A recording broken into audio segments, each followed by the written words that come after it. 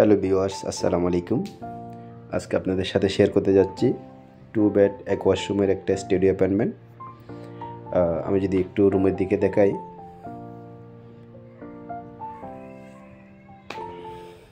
রুমটা হচ্ছে খুব সুন্দর গোছালো, পর্যাপ্ত আলোর ব্যবস্থা আছে। রুমের সাথে আপনি এসি পেয়ে যাচ্ছেন, আলমারি পাচ্ছেন।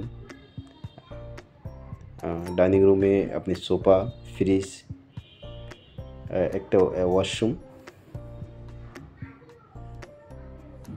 দুইটা আলাদা আলাদা বেডরুম। আপনারা দুই কাপল চাইলে খুব আরামসে থাকতে পারেন।